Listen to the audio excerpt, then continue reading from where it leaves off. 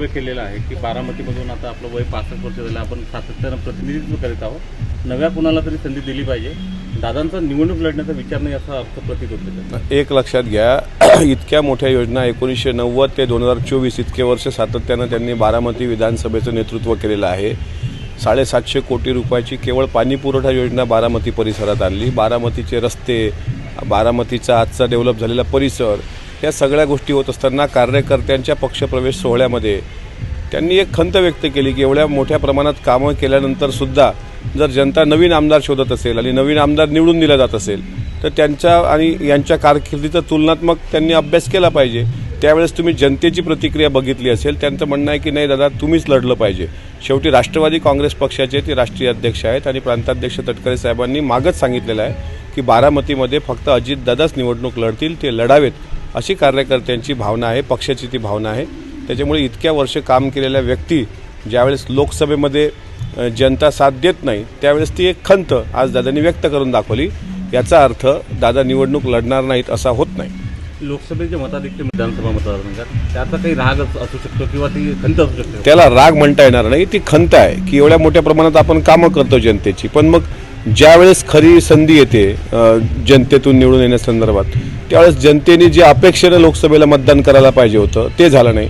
शादीखाना जो बांधला गेला आहे आज याला बारामतीला, तसा शादीखाना पुणे जिल्ह्यातही कुठं नाही. मात्र मुस्लिम बांधवांची मतच भेटली नाहीत. ह्या काही गोष्टीच्या खंत ज्या होत्या ते त्यांनी व्यक्त करून दाखवल्या. आणि म्हणून जर जनतेला वाटत असेल की बाबा मी नको आहे असं ज्यावेळेस त्यांनी जनतेला अपील केलं त्यावेळेस तुम्ही जनतेची प्रतिक्रिया पण बघा. बारामतीकरांमध्ये दादांच्याबद्दल प्रचंड आदर आहे आणि विधानसभेत दादांशिवाय बारामतीला सुद्धा पर्याय नाही. साहेब, एकंदरीत ते आता मध्यंतरी अजितदादांचं वक्तव्य आलं की कुटुंबात फूट पडली, चूक झाली किंवा बहिणीपासून दूर जाणं ही चूक होती बा, तर कुठंतरी त्याचाच हे असं की कुटुंबातली लढत टळली पाहिजे.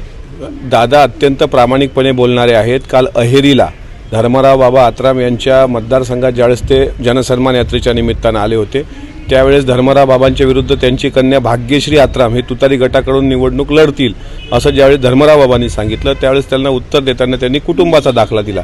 मात्र लोकसभेमध्ये उमेदवारी सुनेत्राताईंना देऊन चूक झाली हे त्यांनी प्रामाणिकपणे चॅनलसमोर कबूल केलेलं आहे.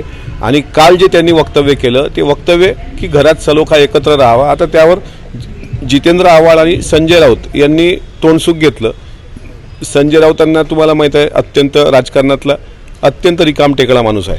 त्याच्यामुळे सकाळी उठल्यानंतर मीडियात काहीतरी बोलून प्रसिद्धी द्यावी आणि म्हणून अजितदादावर सातत्यानं ते टीका करतात. दादांनी जे सांगितलं ते एक कौटुंबिक भावनेतून, कारण भाग्यश्री आत्राम हे त्यांच्या मुलीच्या बरोबरीचे आहेत, त्यामुळे कौटुंबिक तो एक सल्ला होता, त्याचा वेगळा अन्वयार्थ घेण्याची काही आवश्यकता नाही. साहेब, एक शेवटचा विचार, कार्यकर्ता म्हणून किंवा पक्षाचे एक जबाबदार पदाधिकारी म्हणून तुम्हाला वाटतं का की दादांनी बारामतीतूनच लढलं पाहिजे? 100% तटकरे साहेबांनी याबाबत भूमिका स्पष्ट केलेली आहे की राष्ट्रवादी काँग्रेस पक्षाची भूमिका आहे की अजितदादांनी बारामतीचं नेतृत्व कायमस्वरूपी केलं पाहिजे.